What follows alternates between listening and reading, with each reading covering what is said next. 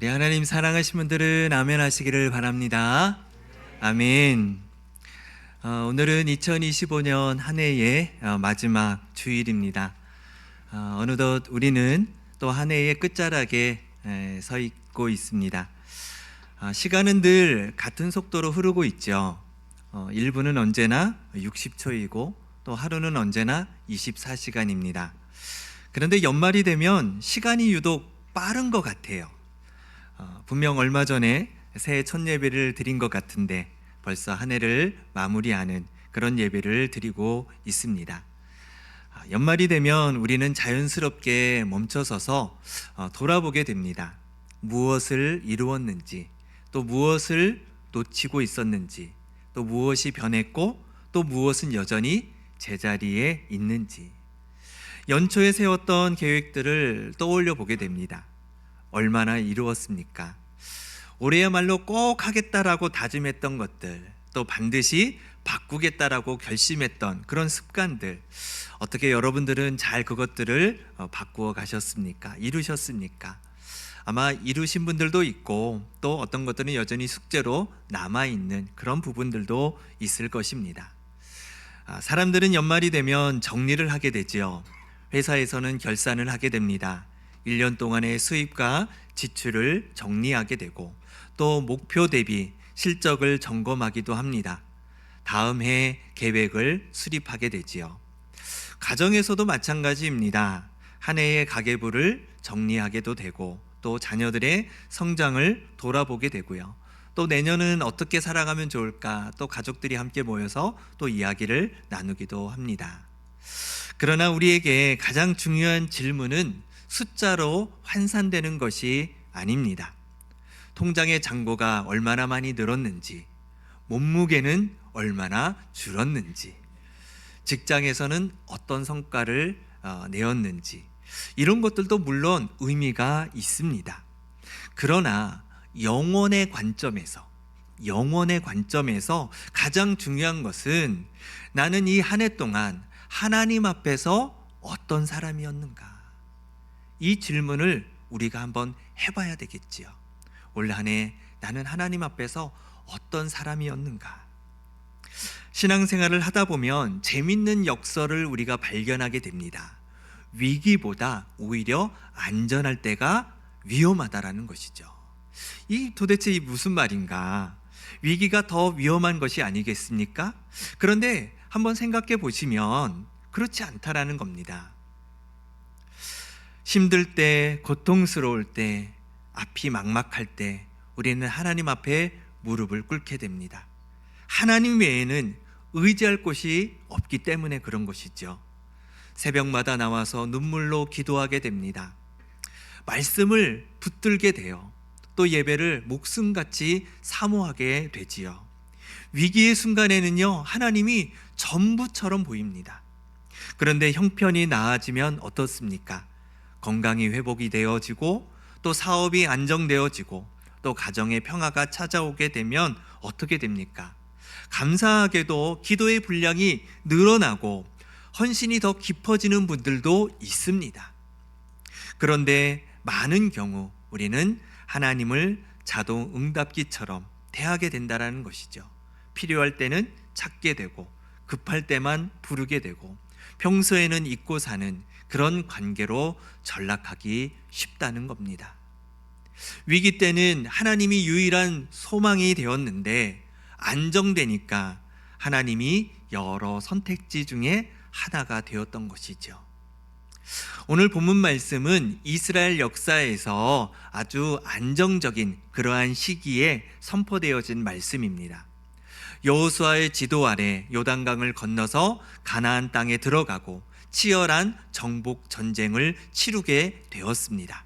그리고 이제 전쟁이 거의 다 끝났습니다.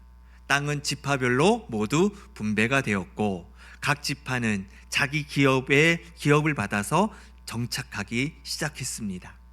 젖과 꿀이 흐르는 그러한 땅에서 직접 농사도 짓고 이제 포도원을 가꾸고 가축을 기를 수 있게 된 것입니다. 그야말로 승리와 축제와 감사의 시간이었던 것입니다. 그런데 바로 이때 나이가 많아서 이제 늙은 여호수아가 이스라엘 장로들과 족장들과 또 재판관들과 관리들을 다 불러 모았습니다. 110세의 노장이 마지막 힘을 다해 백성 앞에 섰습니다. 그리고 축하의 말씀을 전해야 되는데 그것이 아니라 경고에 가까운 설교를 하게 됩니다. 잔치 분위기에 찬물을 끼얹는 것과 같은, 그렇지만 반드시 해야 하는 말씀을 전하게 됩니다. 이 말씀은 실패한 사람들에게 전하는 말씀이 아닙니다. 성공한 공동체, 승리를 경험한 군대, 은혜를 충분하게 맛본 백성들에게 주어진 말씀이라는 것이죠. 여호수아는 그들이 가장 기뻐하고 있을 때, 가장 안정적일 때, 가장 자신감이 차 있을 때 이 말씀을 선포하고 있습니다. 연말을 보내는 오늘 또 이 말씀이 우리에게 묻는 질문입니다. 올해 하나님께서 지켜주셨으니 내년에도 당연히 괜찮을 것이라고, 지금까지 이렇게 해왔으니 앞으로도 문제없을 것이라고 안일하게 생각하고 있는 것은 아닌가? 이 질문 앞에 우리는 어떤 마음을 가져야 되는지 오늘 말씀을 통해서 우리가 깊게 묵상하는 그런 시간이 되었으면 좋겠습니다. 여호수아는 오늘 보면 11절에 이렇게 권면하고 있는데요, 11절 말씀을 같이 한번 읽어보겠습니다. 시작. 그러므로 스스로 조심하여 하나님 여호와를 사랑하라. 아멘. 여호수아가 왜 조심하라는 말과 사랑하라는 말을 이렇게 함께 사용하고 있을까요? 언뜻 보면 어울리지 않는 그런 단어가 아니겠습니까? 조심하라는 것은 위험을 경계하라는 말이고, 또 사랑하라는 말은 마음을 열고 헌신하라, 그런 말입니다. 이 두 가지가 어떻게 연결이 될 수 있느냐는 것이죠. 그런데 이런 뜻입니다. 조심하지 않으면 사랑은 반드시 식는다는 것입니다. 한번 따라해 보실까요? 조심하지 않으면 사랑은 반드시 식는다. 그렇습니다. 사랑은 저절로 유지되는 것이 아닙니다. 그냥 두면 자라는 것이 아니라 오히려 시들어 버립니다. 의도적으로 가꾸지 않으면 어느새 잡초가 무성해지듯, 의도적으로 지키지 않으면 어느새 사라지고 마는 것이 바로 사랑이라는 것이죠. 그래서 조심하라는 겁니다. 경계해야 된다라고 말씀하고 있는 겁니다. 이스라엘 백성들의 문제는요, 하나님을 정면으로 부정하려는 마음이 아니었습니다. 그들은 여호와는 없다 이렇게 선언하지 않았습니다. 우리는 더 이상 여호와를 섬기지 않을 것이야 이렇게 말하지도 않았습니다. 문제는 훨씬 더 교묘합니다. 하나님 외의 것들과 공존하려는 그런 태도라는 것이죠. 하나님도 섬기고 세상의 방식도 받아들이고 이방신들과도 적당히 타협하려는 그러한 마음이었습니다. 그들은 이렇게 생각했을 것입니다. 여호와가 우리의 주된 신인 것은 인정해. 그렇지만 이 땅에 살려면 이 땅의 방식도 받아들여야 되지 않겠어? 이웃 민족들과 좋은 관계를 유지하며 살아야 되지 않겠어? 이것이 바로 타협의 시작이라는 것입니다. 작은 양보를 하게 됩니다. 사소한 예외를 두기도 합니다.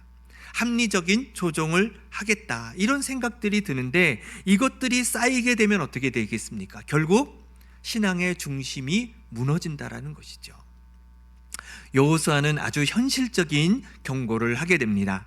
만일 너희가 돌이켜 이방 민족의 남은 자들과 친근하게 지내고 그들과 혼인하고 서로 왕래하면 어떻게 되겠느냐, 이렇게 물어보면서 그 결과에 대한 답을 말해줍니다. 그들이 너희에게 덫이 되고 올무가 되고 옆구리에 채찍이 되고 눈에 가시가 되어 마침내 너희가 이 아름다운 땅에서 멸망하리라, 이렇게 경고하고 있다는 거죠. 처음에는 친구였던 것이 덫이 됩니다. 즐거운 교제가 있었던 것이 올무가 되는 것이죠. 편안한 관계였던 것이 채찍이 되고 가시가 된다는 겁니다. 이것은 단번에 일어나는 것이 아니지요. 어느 날 아침에 눈을 떴는데 오늘부터 나는 하나님을 버릴 거야, 이렇게 말하는 사람은 없습니다. 거의 없지요. 조금씩 천천히 그러나 분명하게 일어나는 변화라는 겁니다. 처음에는 거의 눈에 띄지 않습니다. 기도 시간이 아주 조금 줄어들 뿐입니다. 말씀 묵상이 조금 소홀해질 뿐입니다. 예배에 대한 기대가 조금 약해질 뿐입니다. 그러나 이런 조금들이 쌓이게 되면 어떻게 될까요? 하나님이 이미 우리의 삶의 중심에서 밀려나게 된다라는 것이죠. 신앙의 가장 큰 위협은 믿음을 의식적으로 버리는 것이 아닙니다. 진짜 위험은 믿음 없이도 괜찮다고 느끼는 그러한 상태라는 것입니다. 기도하지 않아도 하루가 별탈 없이 지나갑니다.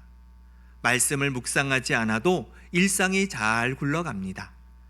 예배가 형식적이어도 삶에 큰 문제가 없어 보입니다. 헌금을 줄여도 경제가 나빠지지 않습니다. 봉사를 쉬어도 교회가 잘 돌아갑니다. 이렇게 하나씩 빠져도 당장은 아무 문제가 없어 보입니다. 그래서 더 위험한 거예요. 문제가 터지기 전까지 문제가 있는 줄 모르기 때문에 그런 것입니다.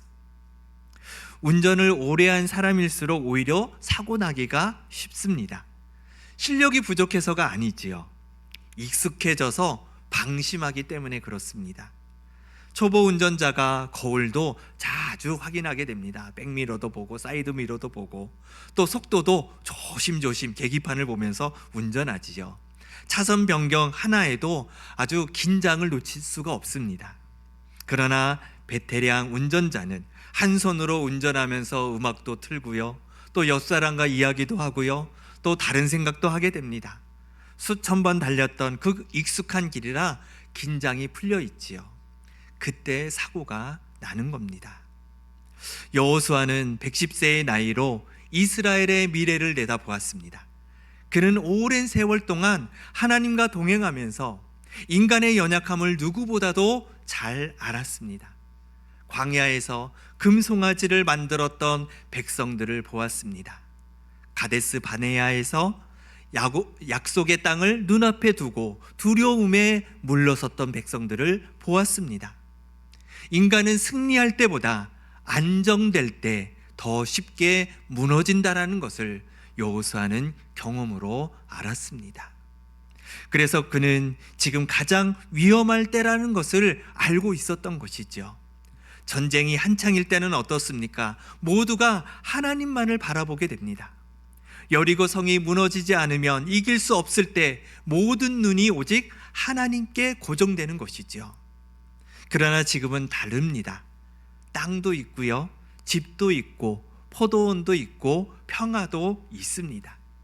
더 이상 매일 하나님의 기적에 의존하지 않아도 되는 것처럼 느껴집니다. 이럴 때일수록 마음을 지켜야 되는 것이지요. 여호수아는 그것을 선포하고 있습니다. 지금 싸울 때가 아니라 우리의 마음을 지켜야 된다. 그렇다면 어떻게 해야 우리의 마음을 지킬 수 있을까요? 무엇이 해답이겠습니까? 여호수아가 제시해 준 답은 아주 단순합니다. 복잡한 율법도 아니고요, 특별한 의식도 아니고 새로운 프로그램도 아닙니다. 단지 이것뿐입니다.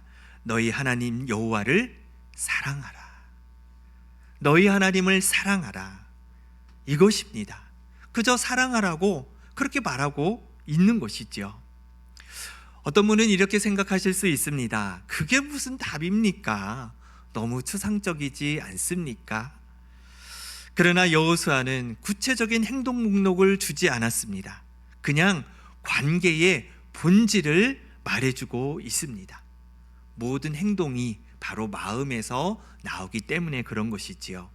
사랑이 살아있으면 행동은 자연스럽게 따라서 나옵니다. 여기서 중요한 것은 얼마나 사랑하느냐보다 여전히 사랑하느냐입니다. 한번 따라 하실까요? 얼마나 사랑하느냐보다 여전히 사랑하느냐입니다. 그렇습니다. 처음 믿었을 때의 그 뜨거움이 식지는 않으셨습니까? 첫사랑의 열정이 여전히 남아 있으십니까? 하나님을 향한 마음이 지금도 살아 있으십니까? 그것을 돌아보라는 겁니다. 요한계시록에서 7개의 교회가 나오죠. 그 교회 중에 에베소 교회가 있습니다. 에베소 교회는 참 모범적인 교회 중에 하나입니다. 수고와 인내가 있었고요, 악한 자들을 용납하지 않았습니다. 거짓 사도들을 분별했었고요, 주의 이름을 위해 견디고 또 피곤하지 않았습니다. 누가 봐도 아주 훌륭한 그런 교회의 모습이었습니다. 그러나 주님은 책망하셨습니다. 요한계시록 2장 4절 말씀에 그러나 너를 책망할 것이 있나니 너의 첫사랑을 버렸느니라. 모든 것이 완벽했지만 가장 중요한 것이 빠졌는데 바로 첫사랑이 식었던 것입니다. 신앙은 기술이 아니고요, 바로 관계입니다. 관계는 관리하지 않으면 반드시 멀어지게 되지요. 아무리 사랑하는 사이라도 대화가 끊어지고 관심이 사라지고 함께하는 시간들이 줄어들면 그 관계는 서서히 식어들게 됩니다. 부부 사이도 마찬가지잖아요. 또 부모와 자녀의 관계도 마찬가지고 친구와의 그런 사이도 그렇습니다. 관계는 저절로 유지되는 것이 아닙니다. 하나님과의 관계도 마찬가지죠. 기도는 하지만 의무처럼 기도하고 계시지는 않으십니까? 기도할 때 입술은 움직이는데 마음은 다른 곳에 가 있습니다. 기도하면서 오늘 해야 할 일을 생각하고 어제 있었던 일을 떠오르게 됩니다. 말씀은 읽지만 마음이 닫혀 있지는 않으십니까? 오늘 내가 읽어야 될 그 분량을 채우기 위해서 읽고 있는 것은 아닙니까? 글자는 눈에 들어오지만 삶을 변화시키는 능력으로 하나님의 말씀을 받아들이지 않는다는 것이죠. 예배를 드리지만 기대는 사라지지 않으셨습니까? 예배당에 앉아 있지만 하나님을 만나겠다라는 그런 설렘이 없어지고 있습니다. 찬양을 부르지만 마음은 따라가지 않습니다. 예배가 은혜의 시간이 아니라 하나의 일정이 되어버렸습니다. 여호수아는 우리에게 말하고 있습니다. 새해를 준비하는 첫 단계는 거창한 계획이 아니라 하나님을 사랑하는 그 사랑의 상태를 점검하라는 말씀입니다. 내년에 여러 많은 계획을 갖고 계시지요? 성경을 몇 독 하겠다, 또 새벽 기도를 며칠 나와보겠다, 어떤 봉사를 해보겠다, 이런 계획이 없으십니까? 네, 이런 계획 아마 갖고 계시리라 믿습니다. 네, 그런 계획도 너무나도 소중하고 중요합니다. 그러나 그 전에 먼저 물어볼 것이 있습니다. 내 마음이 하나님을 향해 열려 있는지, 하나님을 향한 나의 사랑이 식어지지는 않았는지, 다른 것들이 아니라 하나님의 자리를 차지하고 있는 다른 것들이 있는 것은 아닌지. 사랑이 살아있으면 계획은 기쁨이 됩니다. 그러나 사랑이 식어 있으면 계획은 부담이 되는 것이죠. 그래서 먼저 우리의 사랑을 점검해야 됩니다. 14절 말씀에 여호수아는 자신의 신앙을 이렇게 고백합니다. 14절 말씀 같이 한번 읽어보겠습니다. 자, 시작. 보라, 나는 오늘 온 세상이 가는 길로 가려니와 너희의 하나님 여호와께서 너희에게 대하여 말씀하신 모든 선한 말씀이 하나도 틀리지 아니하고 다 너희에게 응하여 그 중에 하나도 어김이 없음을 너희 모든 사람은 마음과 뜻으로 아는 바라. 아멘.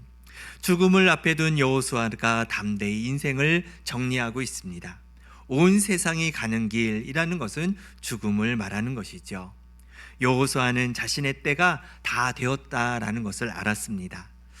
그가 마지막으로 증거하는 것이 무엇입니까? 자신의 업적입니까? 자신의 지도력이었습니까? 그렇지 않습니다. 하나님의 신실함이었습니다. 하나님의 말씀은 하나도 남김없이 다 이루어졌다라는 겁니다. 이것이 여호수아가 평생 살면서 확인한 진리입니다. 이스라엘의 과거는 온전히 하나님의 신실함으로만 설명될 수 있습니다. 하나님께서 아브라함에게 말씀하셨지요. 너의 자손에게 이 땅을 주리라. 그 약속이 400년이 넘는 세월이 지난 후에 성취가 되었습니다. 모세에게도 말씀하셨습니다. 내가 너희를 적과 꿀이 흐르는 땅으로 인도하리라. 그 약속대로 이제 그들은 그 땅에서 살고 있습니다. 여호수아는 이것을 자신의 눈으로 직접 본 거예요.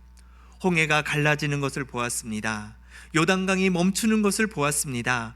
여리고성이 무너지는 것을 보았습니다. 그 모든 것이 하나님의 말씀대로 다 된 거예요. 하나님이 말씀하신 것이 땅에 떨어진 것이 하나도 없었습니다.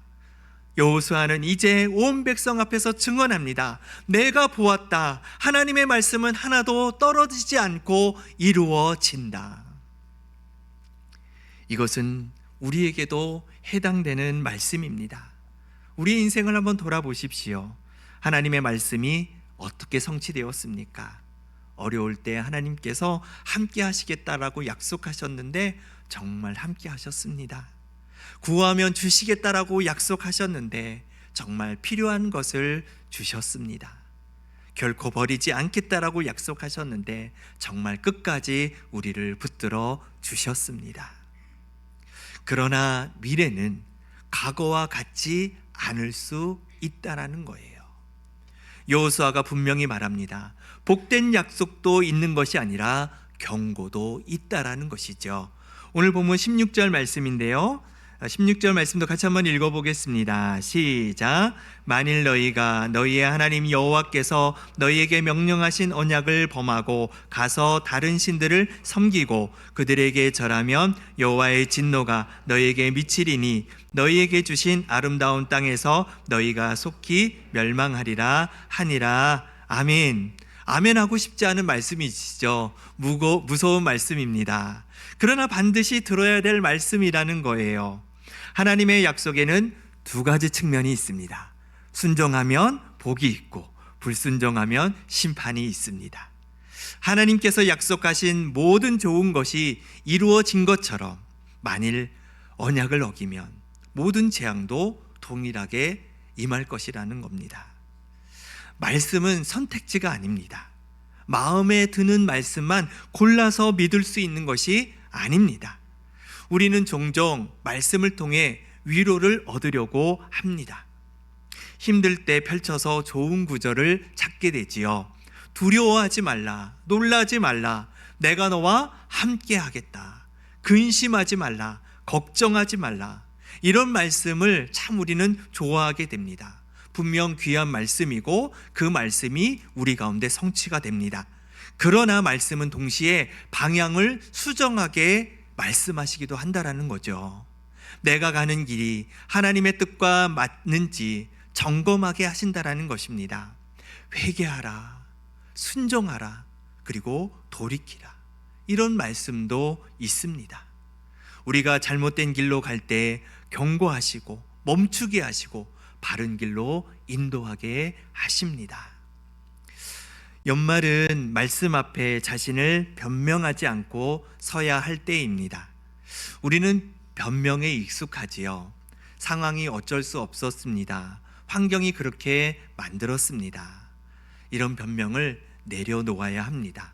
그리고 솔직하게 하나님 앞에 고백해야 됩니다. 주님, 이 부분은 알면서도 순종하지 못했네요.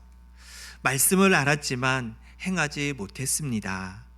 이 영역은 아직도 말씀보다 내 생각, 내 방식이 앞서게 됩니다. 이런 고백이 있는 사람이 새해를 바르게 시작할 수 있습니다. 한 해의 끝은 과거를 붙드는 시간이 아니라 미래를 준비하는 시간입니다. 지나간 것에 연연하는 시간이 아니라 다가올 것을 대비하는 시간입니다. 물론 과거를 돌아볼 필요성은 있습니다. 그러나 거기서 머물러서는 안 된다라는 것이죠. 과거의 실패에 좌절하거나 과거의 성공에 안주해서는 안 됩니다. 오늘 이 예배가 우리에게 그런 시간이 되셨으면 좋겠습니다. 마음의 밭을 정리하는 시간, 영혼의 잡초를 뽑아내는 시간, 새해를 향해 영적 토양을 가꾸는 시간이 되실 수 있기를 바랍니다. 화려한 결산이 아니라요, 정직한 점검의 시간이 되실 수 있기를 바랍니다. 하나님을 향한 그러한 사랑이 식어져 계십니까? 다시 첫사랑을 회복하시기를 바랍니다. 타협을 당연하게 여기지 않으셨습니까? 타협의 늪에서 빠져나오시기를 바랍니다. 말씀보다 내 경험과 내 자신을 더 의지하지 않으셨습니까? 이제는 내 경험의 그 한계를 인정하고 하나님의 도움을 구하시기를 바랍니다. 오늘 여호수아가 권면합니다. 스스로 조심하여 너희의 하나님 여호와를 사랑하라. 한번 따라 하실까요? 스스로 조심하여 너희 하나님 여호와를 사랑하라. 이 말씀을 마음에 새기시기를 바랍니다. 이 결단위에 다가오는 새해에도 하나님께서 친히 앞서서 우리를 지켜주시고 인도해 주실 줄로 믿습니다. 지금도 살아 역사하시는 하나님께서 새해 모든 날에도 우리와 함께해 주실 줄로 믿습니다. 주님의 은혜가 한 해를 마무리하는 오늘과 새해 모든 여러분들의 발걸음 위에 함께 하시기를 주님의 이름으로 축원을 드립니다. 기도하겠습니다.